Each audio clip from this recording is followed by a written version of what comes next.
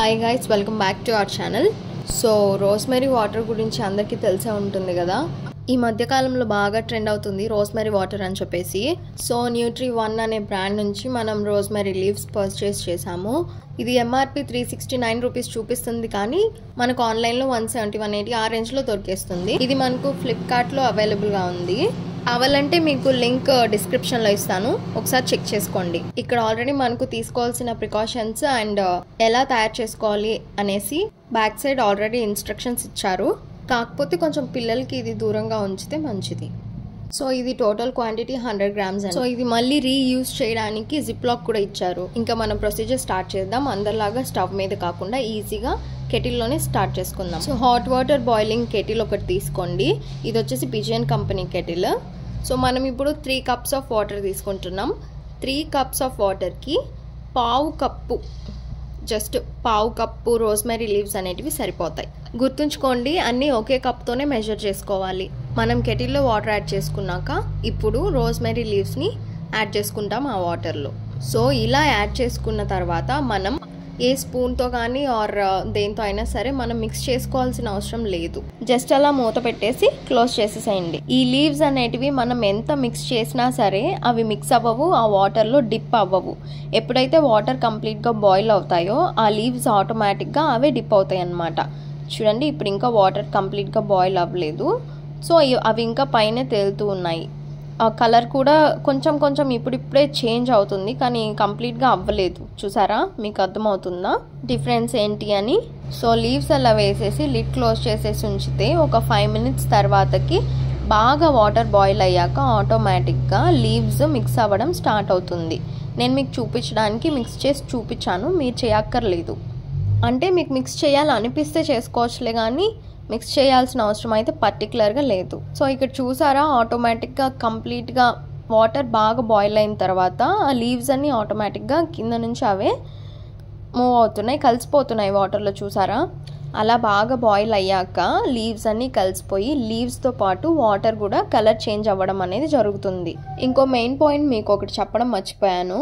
Rosemary leaves boil చేసేటప్పుడు rosemary లీవ్స్తో పాటు fenugreek seeds అని ఉంటాయి, అంటే మెంతులు, మీకు తెలుసు కదా. సో ఈ లీవ్స్తో పాటు మెంతులు కూడా యాడ్ చేసుకోండి.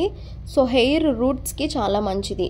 అంటే నేను ఎందుకు యాడ్ చేయలేదంటే ఆ టైంకి నాకు అవైలబుల్గా లేవు, అందుకే యాడ్ చేయలేదు. నెక్స్ట్ టైం నేను యాడ్ చేసుకుంటాను. మీకు నచ్చితే ట్రై చేయండి. ఇలా మీడియం టు హై ఫ్లేమ్లో ఉంచేసేయండి. అలా కొంచెంగా లీవ్స్ అన్నీ మిక్స్ అయిపోతాయి అన్నమాట వాటర్లో బాయిల్ అవుతూ. మీరేం మూత తీసి ఉంచక్కర్లేదు. నేను మీకు చూపించి అర్థమయ్యేలా చెప్పడానికి నేను మూత తీసి నేను మీకు ఇలా షూట్ చేసి చూపిస్తున్నాను. మీరేం మూత తీయాల్సిన అవసరం లేదు.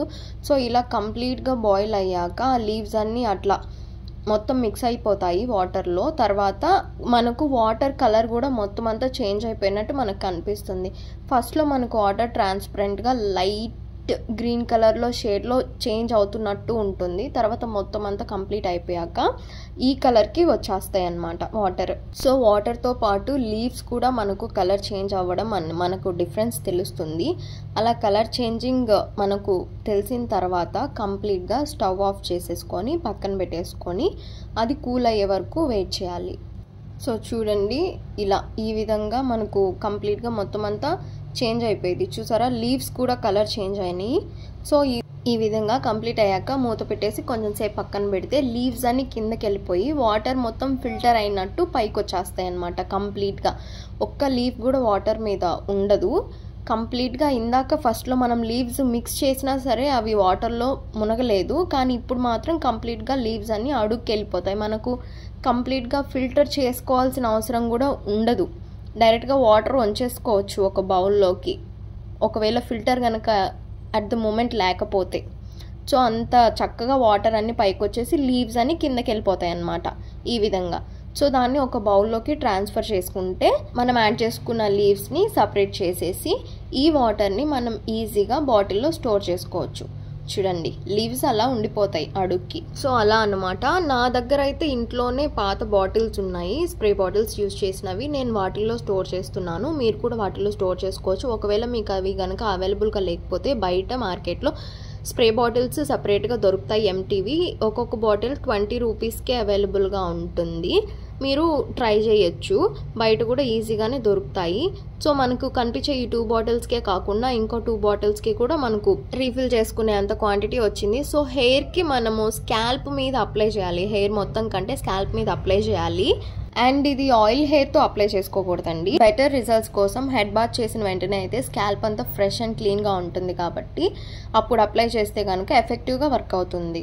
ఇది మనం ఒకసారి ప్రిపేర్ చేసుకుంటే ఈజీ 10 to 15 days అలా స్టోర్ చేసుకోవచ్చు. ఫ్రిడ్జ్లో కనుక పెట్టకపోతే 1 week ఉంటుంది. ఫ్రిడ్జ్లో పెడితే కనుక 10 to 15 days ఉంటుంది. అండ్ ఇది మన వీడియో. అండ్ ఇంకొక విషయం చెప్పడం మర్చిపోయాను. ఏదైనా 1 or 2 times యూజ్ చేయగానే దాని రిజల్ట్స్ అయితే ఖచ్చితంగా రావండి. ఎవరికైనా కొంచెం ఒక లాంగ్ టైం వరకు ట్రై చేయాలి. సో ఛానల్ సబ్స్క్రైబ్ చేసుకోండి. ఒకసారి వీలైతే ట్రై చేసి చూడండి. ఇంకా కొత్త వీడియోస్ కోసం మన ఛానల్ని సబ్స్క్రైబ్ చేసి బెల్ ఐకాన్ని యాక్టివేట్ చేసి పెట్టుకోండి.